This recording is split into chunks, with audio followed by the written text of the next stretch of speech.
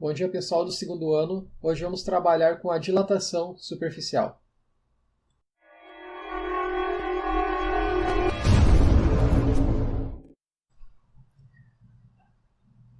Então, gente, hoje está chovendo bastante aqui, espero que não atrapalhe o áudio, tá? Só relembrando, na outra aula a gente aprendeu dilatação linear. Essa dilatação linear ela é trabalhada em apenas uma dimensão. Por exemplo, uma barra de cobre. Essa barra de cobre aqui está numa temperatura inicial, tem um comprimento inicial. Se tu aquece ela, tu pode resfriar ela também, tá? Mas eu estou falando um exemplo aqui nesse caso.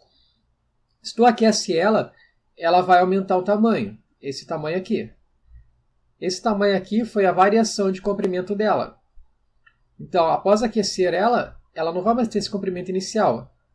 Ela vai ter o inicial mais a parte que ela variou, que a gente chama de L. E o quanto que ela vai variar, além de depender do tamanho original dela, da variação de temperatura, ela vai variar também por causa do material dela. Que a gente chama de alfa, coeficiente de dilatação linear do material. Isso era em uma dimensão. A dilatação superficial ela trabalha com objetos em duas dimensões. Uma chapa de ferro, porcelana, tá? Um quadradinho, vamos dizer assim.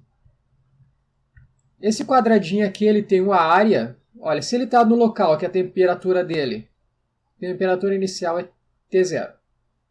A área dele é uma área inicial. Aí você coloca fogo nesse quadradinho aqui.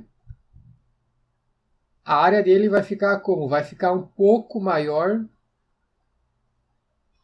Deixa eu desenhar aqui melhor. Um pouco maior do que a área original. Tá? Ele vai se dilatar esse pedacinho. Tá? Acho que dá para ver que ficou um pouco maior, né?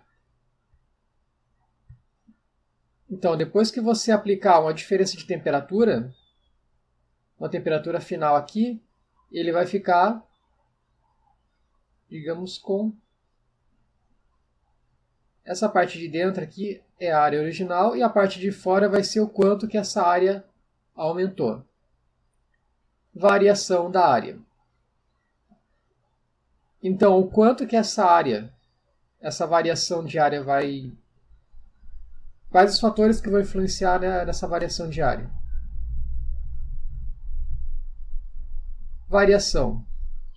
Depende da área inicial. Depende da variação de temperatura que tu vai aplicar nessa chapa. E depende também do material que ela é feito. Que aqui a gente chama de beta. Tá. A semelhança com a equação da dilatação linear é o seguinte. Aqui você tem o ΔL, comprimento inicial, coeficiente alfa, variação de temperatura.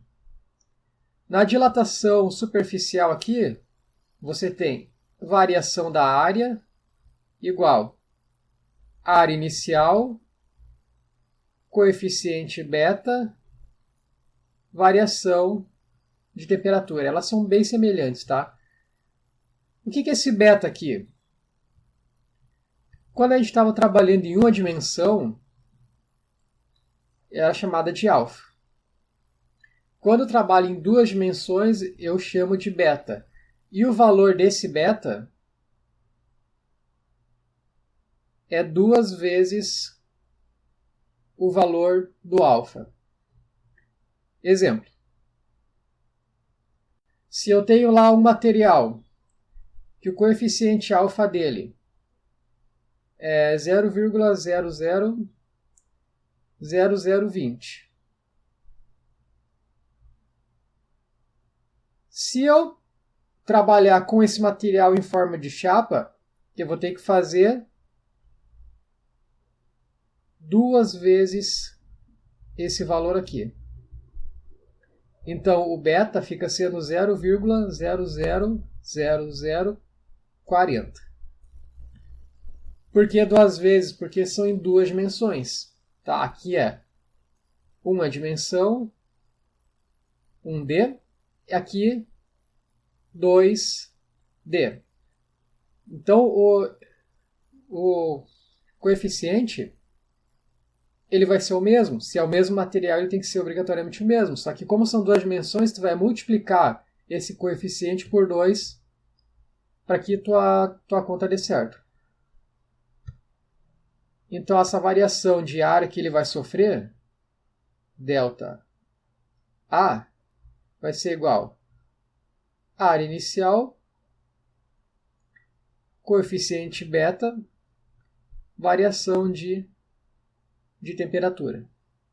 Tá? A variação da área ela é em metros, a área inicial também em metros, o beta é graus Celsius menos 1, e a variação de temperatura ela é em graus Celsius. Tá? Nessa primeira parte é mais uma área conceitual.